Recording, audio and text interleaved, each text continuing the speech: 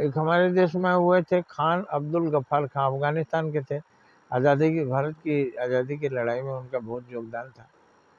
उसमें अफगानिस्तान तक अंग्रेजों का राज था, मतलब अफगानिस्तान तक हिंदुस्तान था, ईरान में भी हिंदुस्तान था। पाकिस्तान तो भारत से बहुत, अभी इसका जन्म ही 1947 में हुआ। जन्म क्या हुआ, एक डाली काट लिया इतने बड़े वृक्ष का।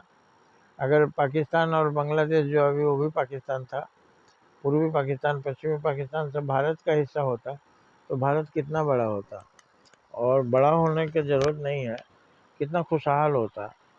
ये दोनों देश तो लड़ते लड़ते आज तक कभी खुशहाल नहीं हो सके।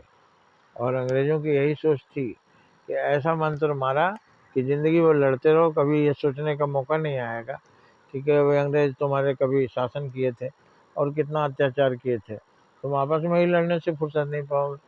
ये चतुर लोग हैं, चतुर लोग अपनी चतुराई से युद्ध जीतते हैं। लेकिन यहाँ का युद्ध जीतते हैं, छीन लेते हैं जमीन धन दौलत। वहाँ का युद्ध जीतने के लिए धर्म युद्ध लड़ना होगा। आप पुण्य में, खातिरदारी में, सेवा में बढ़ चढ़ कर हिस्सा लीजिए, सबसे बड़े सेवक बनिए, सबसे बड़े लुटेरा बनेंगे। तो इंग्लैंड उस समय बना सबसे बड़ा लुटेरा। मुगल भी आए तो उन्होंने हिंदुस्तानियों को लूटा, हिंदुस्तान पर राज किया, बहु बेटियों की इज्जत लूटी, और यहाँ के लोगों को मुसलमान बना के सदा के लिए लड़ा रहे। अब यहाँ के मुसलमानों को भी समझना चाहिए कि हिंदू मुस्लिम हम लोग एक ही कौम से पैदा हुए हैं। और अब मान रहे हो, ठीक है, तुम अपना छोड़ो मत, क्योंकि इस्लाम भी बहुत अच्छा धर्म है, लेकिन सबसे अच्छा ये है कि मिल के रहना।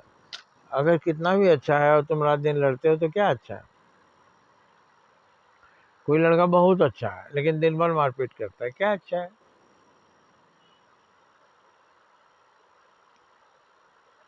कोई लड़का बहुत अच्छा है लेकिन बिना लड़ाई के कोई दिन बाकी रहता नहीं, तो लड़ाई क्या है, शैतानी है।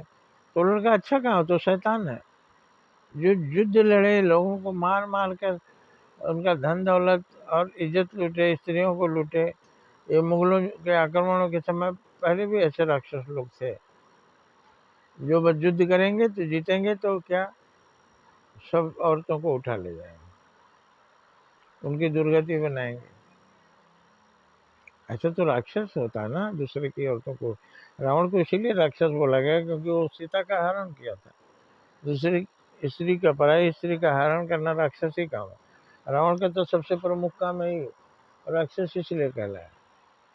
रात दिन सबको हराने जीता है, किसी की सेवा के बारे में उसने सोचा ही नहीं। सेवा क्या होता है, शासन। जो सेवा देता है वो तो देवता है, और जो सेवा लेता है वो राक्षस है। सेवा लेना मैंने गुलाम बनाना, हमारी सेवा करो, जबरदस्ती सेवा ले रहे हैं।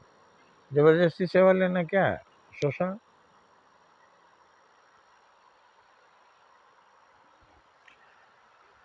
आशा है आप समझ गए होंगे, समझदार को इशारा ही काफ़ी होता है। जय हिंद, जय भारत।